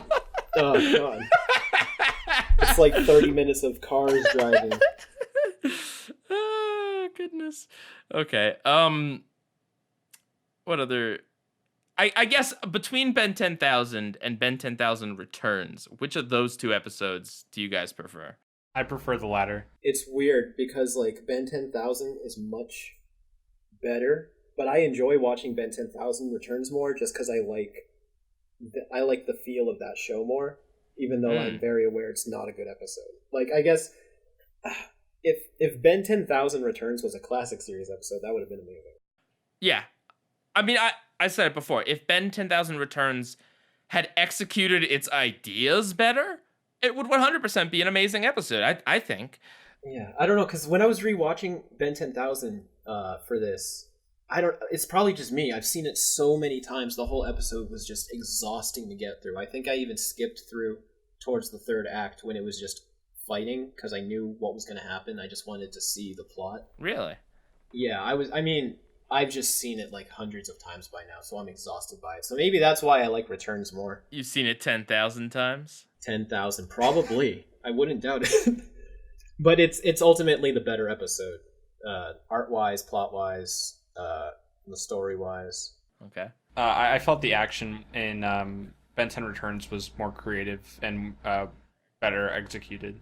Oh, one little thing we didn't mention about Ben 10,000 Returns is that Future Ben uses magic, which was a really, really, really cute touch that they just didn't need to be there at all. But yeah, and it's a nice nod. He's related to Gwen, so presumably he could do something, right? Like, yeah, I like that. A lot of people hate that. Really? Yeah, because they're just like, oh, Ben can just do everything. And I'm like, well, that's kind of the point of this Ben. It's supposed to be the show-offy god Ben, I guess. So why not? He puts up a basic shield. Like, that's not saying that he's stealing Gwen's powers. Yeah. Do we ever see future Gwen in the new version of Gwen's powers? In Omni-Verse, yes. In Ultimate Alien, no. Ultimate Alien, all you get is that one episode of Ben 10,000. Omni-Verse has a whole future thing. Because that is a kind of... I guess that's why it has to be an alternate universe, because the magic thing is not at all the same. Yeah. Like, they kind of cheat it a little bit from the original series to Alien Force, but it's not too bad, I guess. But then when you have future Gwen running around with all those charms and not using any of the pink energy, that just doesn't line up. Oh, they changed that in Omniverse. They just make the charms pink, which I don't like. I like them better yellow. But they're like, let's just make them pink. Okay. All right. And then I guess adding in the 3rd episode of the 3, which one do you think are the best? Including, and then there was none, and then there was Ben as a 1-part, like a 2-parter or whatever. Oh, Omniverse went all the way. Yeah, I'll agree with you. In scope, it's just a bigger, grander episode than the other 2, which in some ways makes it like a more unfair comparison. But it was filled with just a lot of fun moments, a lot of fun alien fights, and although it can be a little confusing or a little overwhelming, it just kind of keeps moving along. Like, you have the nods to the original series, and you have a lot of neat moments. You also have like a lot of just kind of quieter, slower stuff at the very beginning of the episode that you wouldn't get in like any other Ben 10 episode. Yeah, I like how it eases you into everything. Yes. Like it waits to throw everything at you, which is good. Right. It's a more mature approach, instead of like putting us with Prime Ben and having Prime Ben like explain or something like, well, he's got to go to this other timeline to rescue Watchless Ben. Like, to start out with that Ben, I think really adds a lot to the episode and really makes Watchless Ben his own character instead of just, it's another Ben 10. Yep. Oh, also, it has an I Can has cheeseburger reference. Yeah, that was a bit dated. You can tell. You can definitely tell when this episode was made, though. Right. Also, Ben 23's flip phone kind of. It's like a flip It's phone like- when he's an alien, and then when he's not an alien, it kind of looks like not a flip phone. I don't know if he just unflipped it or I think it's one of those phones that's like like a sidekick, like not a regular flip phone, but like it a slides open with a right, keyboard or something. right. Because those were pretty popular around. This came out in like 2013, 2014, right before like touchscreens were everywhere. Kuro, I have an important question for you. What's up? If Ben's got a cell phone, right? Yeah, Or a wallet, okay. And he transforms into an alien. he still has it, and I don't know why. He just some episodes he just pulls it out of nowhere when he's an alien. Like there's one. I actually like it because it's so funny. He's Wrath, and he's like beating the crap out of some Minerva Knights. Then he gets a call, and you just see him, and he's pinching it because his fingers are so gigantic, and he's whispering too. He's like, "Let me tell you something, Gwen." It's great. There was But yeah, he just pulls it out. yeah, and then there was Ben is the only episode with Wrath, so Yeah. very brief Wrath, but still Wrath. Who's your favorite alternate Ben? Oh gosh. Definitely emo Ben. No, I'm joking. Probably Ben 23, to be honest with you. I do genuinely like his design, and I like how he definitely has a different attitude. Yeah, he has this gimmick where he names his aliens horrible names. Like even worse than Ben Prime. Because the marketing. There's also this kind of like a little bit of a wink nudge to just the fact that Ben 10 is a thing made to sell toys. Yeah. Like the corporate overlords of the show. I feel like if I were to watch his episode, there might be more of that. I don't know. There's two more episodes with him that you might like. The first one is when he's first introduced. It's called Store 23. I don't need to explain anything about it. You just don't watch that. And the second one takes place after this, where the azimuth of Ben 23 dimension is so fed up with him, he just boots him to Ben Prime and says, "Fix him." And then coincidentally, they get teleported to Mad Ben's dimension, which is the Australian one, and they liberate all the people. So they work together to defeat Australian Ben. So I would say my favorite is Watchless Ben, but of the Bens that actually have watches, yeah, maybe 23. Yeah, I was gonna say Watchless Ben is my favorite too. He's so charming. How about you, Monsters? I mean, Ben 10,000 was pretty cool. Okay. Are we talking strictly from the Omni-Verse episode? I guess any of them at this point. Yeah. There's been 10,000. Do you mean Ben 10,000 from Ben 10,000 Returns was my favorite iteration of it. All right. Well, what was your favorite episode then, Monsters? Kuro and I both agree on the Omni-Verse. I'll also go with the Omniverse episode. I think overall I still have a pretty negative impression of the show, and Kuro's explanation of it to me earlier, I think, helped cement that a little bit more, but this episode seems to be an exception, and that it was really good. It was certainly a very funny episode. I wasn't expecting that. I actually laughed at it more than I did the original Ben 10 episode.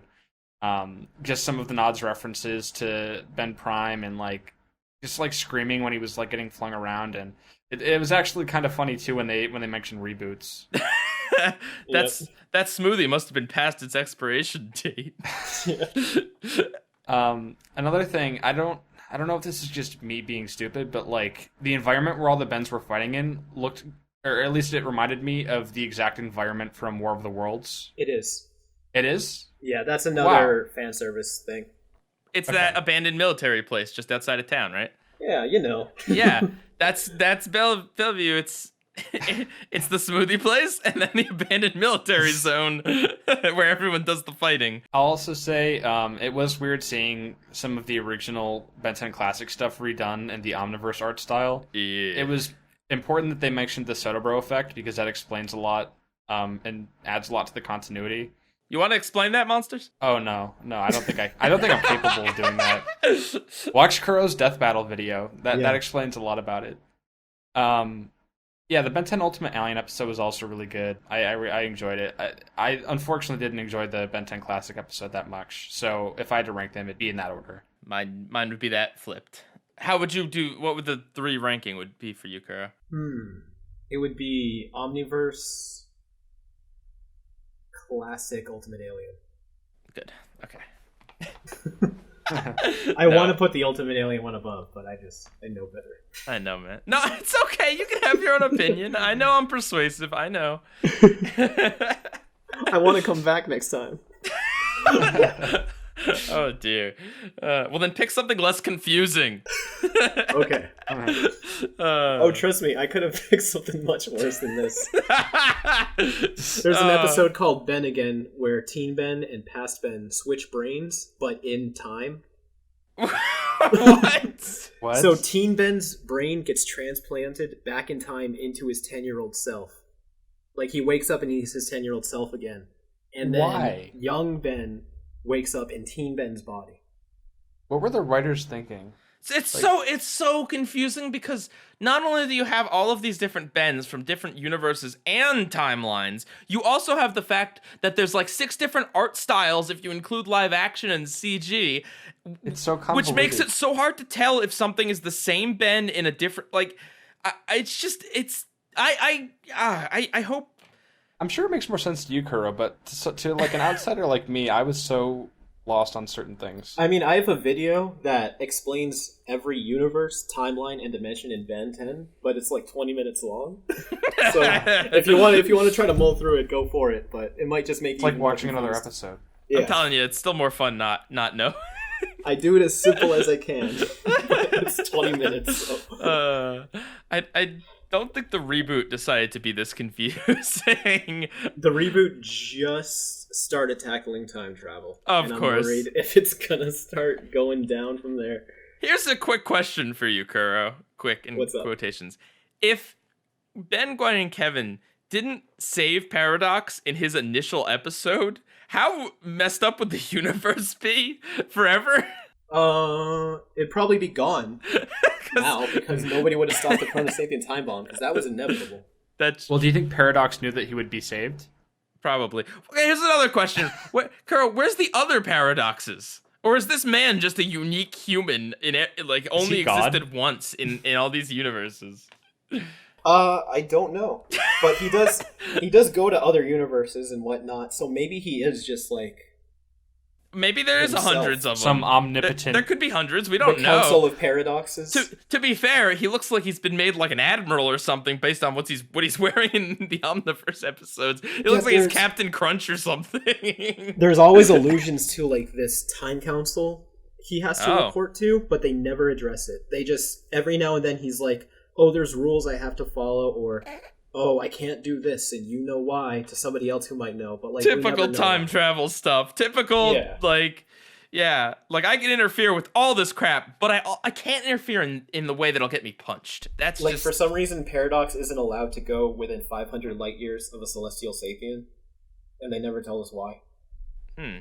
Those are alien X's, by the way. right. It's like, honey, I'm home. Oh, what was it like at work today, honey? Not much, just some usual time travel stuff. Yeah. It's another important question. When Paradox has to go to the bathroom, does he have like a specific time and universe that he just like everyone's got their favorite bathroom, like their home bathroom is like their zone. There's one universe that's just filled with his feces. There's got to be like some alien planet that just makes toilets or something, like the best toilets. Maybe that's like the scientific explanation for the oceans. And given that he's immortal, it's gotta pile up. Yeah. Maybe that's Mars. Like Mars was filled with water at one point and then it all dried up. Maybe that was just Paradox's pee. He has to maybe in order to preserve the timeline, he has to take a dump where there's like unplanted He has grass. to go to the end of the universe. He has to fertilize the dirt to make the grass grow, to make the cows eat it so that he can eat that specific burger later on, to make sure everything he does is completely a closed loop. Oh my god. What if the Mount Rushmore featured in Bellwood is just a giant hump It's not in of, Bellwood. in South Dakota? What if Mount Rushmore in South Dakota is just a giant lump of Paradox's poopy? Oh man. I think I'm not even sure he eats. I think he eats. He carries gumballs with him. That's just to be quirky. But he swallows them. Yeah, Paradox is hardcore. He swallows them whole. He doesn't even chew. What a paradox, am I right? All right, well that's woo, that was something. I see we got some comments here. Kuro, would you like to do the honors of reading the viewer comments this time? Sure. Here's a whole novel of a comment. This is by Christian, aka Goten. I guess Goken. it's in parentheses. Christian Goken. Goken. He's our moderator. Okay. Oh, well, I'm sorry that I messed up your name. You deserve more respect than that. Okay, so he said, I only saw the first 2 Ben 10K specials. I gotta say, the original Ben 10,000 episode is an interesting one. It isn't really an amazing episode, but it is a cool what-if scenario if Ben took superhero stuff more seriously. I like that Ben 10,000 is himself in the end. And contrary to certain people, I love how he gives his alien stupid names in the end. The other special, though, yikes. I wouldn't say Ben 10,000 Returns is a bad episode, far from it, especially in comparison to other awful Ultimate Alien episodes. That's true. Animo runs a mutant chicken farm in one episode. Shut up! Shut up! No! No! Yeah. Yeah, he gives up being the Void. But the thing is, he's still ripped. So now he's a ripped maniac with a bunch of chickens. It's because he's on that chicken diet. Ultimate Ben sounds so sick in concept, but is completely thrown away in execution. Agreed. And Yep. Eon, why reference the live-action movies 3 times in Ultimate Alien alone? I think they should have referenced them more, personally. I can appreciate them addressing how this Ben 10,000 is different with saying how Ben's changes ultimately change how Ben 10,000 is, while Ben 10,000 remembers meeting the other future selves. Otherwise, it's a dull episode. I can appreciate that they're trying to make Eon cool, but it wasn't worth it. I agree with a lot of that. I wouldn't say Ultimate Alien is horrible, but it does have some remarkably awful episodes. But yeah, I'd agree with that. All right, so Blast says, I tend not to be a fan of those meeting your future self episodes. Takes away so much tension from the present if you know exactly what's going to happen to them in the future. Yeah, but the future's not set in stone. Yeah, Ben 10 very much proves that. I think there is a truth in this comment, and I think there is like the fear of doing that to your audience if you make the future set in stone, but Ben 10 definitely doesn't do that. And Lyoka Warrior 12. I like the idea of Ultimate Ben, however, I thought it was poorly executed. Simple yet correct. All right, I think we got some trivia. We sure do. So today I'm doing trivia, and I really liked that Hey Arnold trivia you did, where you had me guess episode titles based on descriptions. So I'm going to have you guys team up. So there's 5 prompts, one for each iteration of Ben 10. Okay. And I'll read off the episode description, and I'll have you guys team up and try to figure out what the episode title is. If you know it, Kuro, let me at least give a guess first, though, and then we can Okay. discuss it. All I'll right? always speak second. Some of these might be easy. Some of them might be more difficult. I'm I not was sure. looking over episodes because I couldn't find these episodes in Omni-Verse, so I just looked over all the episodes. Gotta say, Omni-Verse has the best titles of the first 4 Ben 10 series. There's an episode called Arrested Development. Yep. And that's the introduction of Billy Billions, star of Don't Laze Me, Bro. Yes, it is.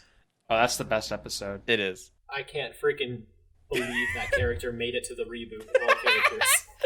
They're like, let's bring back Billy Billions, fan favorite Billy Billions. All right, the first prompt is Ben encounters the cause for the Bermuda Triangle. That sounds like I have no idea. What do you know, Kuro? Is this classic season 3? They lurk below. That is correct. Oh, I hate. I don't know if it's season 3, but yeah, the title's it's correct. that water episode.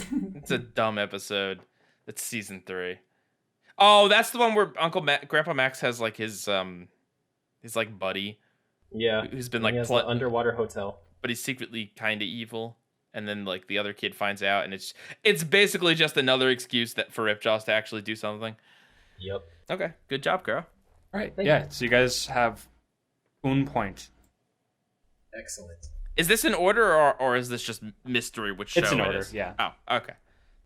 All right, now on to the second prompt, or in this case, Alien Force. An alien asks Ben to help locate his missing best friend. Oh, wait, missing bet. Oh, we talked about this episode, Kuro. Yes, we did. This episode is called Poop. Scoop. It's Fool's Gold. Oh, there it is. That is correct. Yes. That was my answer for the worst episode of Ben 10 for the longest time. Mm-hmm. But there's another I hate more now. That's a good description that hides what that episode really is. Yeah. All right, so 2 for 2. Moving on to the third prompt from Ultimate Alien. The team battles a new dangerous threat in the Pacific Ocean. Yeah, I haven't seen this, so. This is the freaking Go Green episode. Oh no. Where Waybig has super speed. It's called. Oh God. Hold on. Ben 10 meets Captain Planet. I know what happens in this episode. There's like, the garbage mountain in the ocean right now, like in real life? Yes. Well, in Ben 10, it turns into a garbage monster. What? And Ben fights it as Waybig and throws it into space. Is it like a K&D villain? What? Like a giant like food monster? Yeah, it's like that, but trash. But, what's it called? This is killing me. It's called Trash of the It's Titans. season 3, too. I'm pretty sure. It's called You lads give up? Ben 10 takes out the trash. Give me 30 more seconds. Oh, man. The Widening Gyre. That is correct. What's a gyre? I don't know. That took so much concentration. I had to The widening gyre, that's pretty far away from a dangerous threat in the Pacific Ocean. Hey, gyre, PIEGUYRULZ here. All right, so wow, that was impressive. 3 for 3. You made this too easy, Monsters. You should have shuffled them. Hey, that was hard. That took Kuro a long time. It did. That might have been it for me. My brain is flat. Well, I was looking at Omni-Verse titles, so I might be able to pull one out here. Sweet. Well, speaking of the devil, no, I'm joking. Speaking of which, my prompt for Omni-Verse was Arrested Development, but I found a new one in the meantime. That sucks. We would have gotten that because it would have had Billy Billions probably. Yeah, you would have been able to say that one too. Dang it! Dang it, Pie. All right, so I found a different one, and this one is Kevin and Rook run into an old enemy from the Null Void while attending an intergalactic auto show. Yeah, that sounds like an Omniverse episode.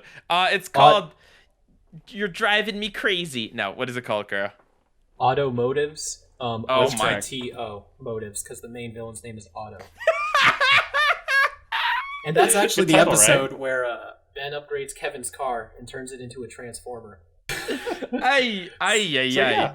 I understand why they wanted to reboot this because I feel like at a certain point, Kuro, you need to wipe away the slate from these things. Never. I've dedicated too much time. I'm gonna die with this show. At a certain point, you gotta melt down the alien Lego bricks.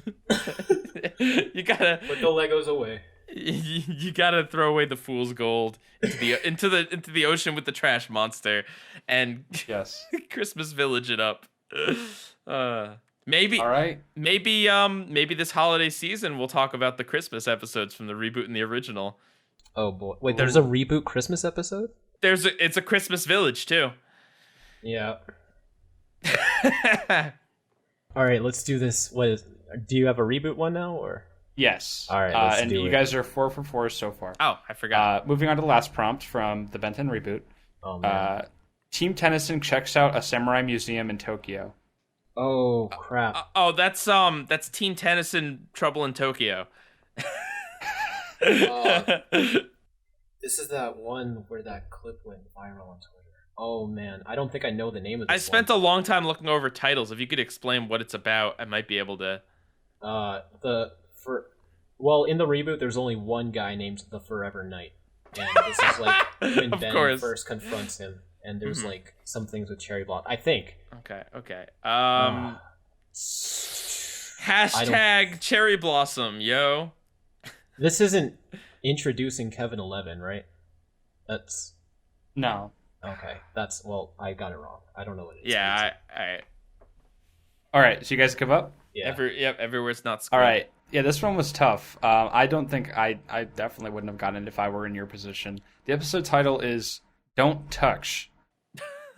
Okay. Right, yeah, I would have never gotten that. Don't. That doesn't even sound like a real title to me. Don't laze me, bro. No, there's a Don't title. laze me, bro. Oh, yes. All right, well, 4 for 5. Still really good job, guys. Woo!